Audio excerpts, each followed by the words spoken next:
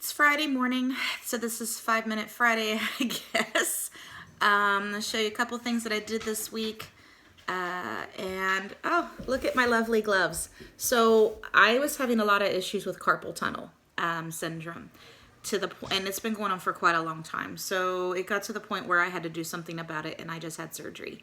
So I'm wearing compression gloves. So I'm limited right now on what I can do. This was just done yesterday, so right now I'm definitely very limited. It's even kind of annoying to pick up a cup of coffee, but my husband and my kids are doing a good job trying to take care of me, and I guess I get a couple days break, which in a way is kind of nice, but I'm not the kind of person who usually likes to let go and let other people do a lot for me. Today we are working on our fall garden. We are actually kind of behind on all of that. So I've decided I'm just going to use my raised beds up closer to the house so that way I can be sure that they're getting enough water and it'll be easy access for whenever I need something. And got all my seed packets. We're going to be doing some cilantro, bok choy. Love, love, love baby bok choy. Lettuce, we're doing just a romaine. We're going to do some chives. We're going to do some beets because I want the beet greens just because they're so nutritious. So I'm going to go ahead and get started on getting these planted in the containers.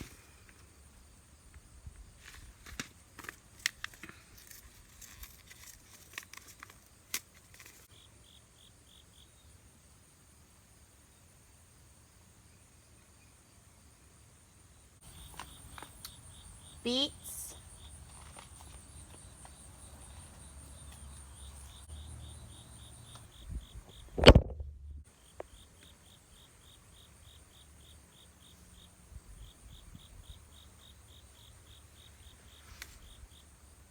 The video that I had for canning carrots had an issue and it's gone.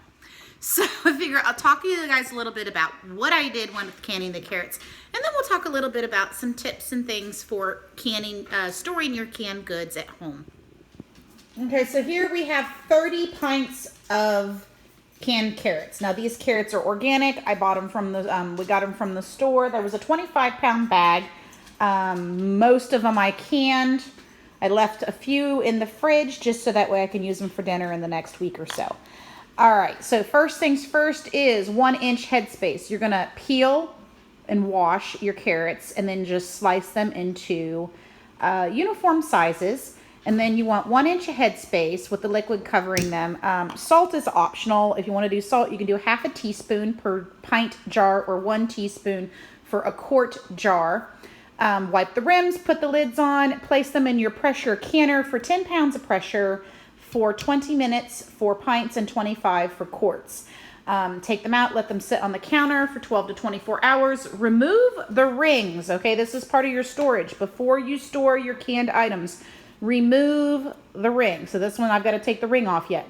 So remove the ring. And the reason why we do this is because, one, it helps eliminate getting rust on the inside of the ring, which can cause issues the next time I want to reuse it.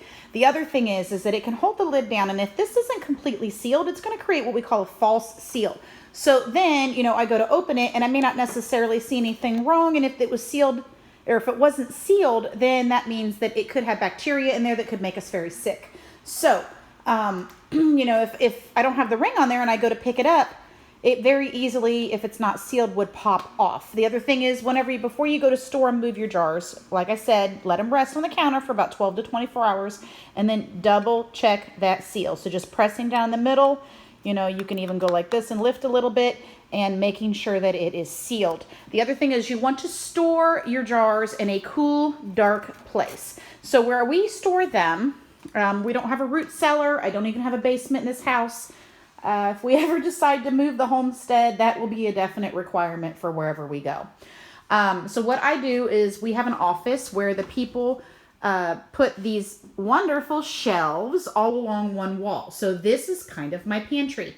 I use the boxes to help cut down on the sunlight, and then I just store them in the boxes. This room actually does, with the air conditioning in the summer, stays relatively cool, and it's one of the cooler rooms in our house in the winter. So it's one of the better places that we have that we can actually store these items. Label your jars. I label them typically with what's in them, and then the date, typically month and day of when I canned it. And then I just group them, and then I rotate them by year. So every spring I'll rotate everything forward, so that way the new items will be going in last. So that's pretty much it. Not too complicated. Another tip is don't stack your jars.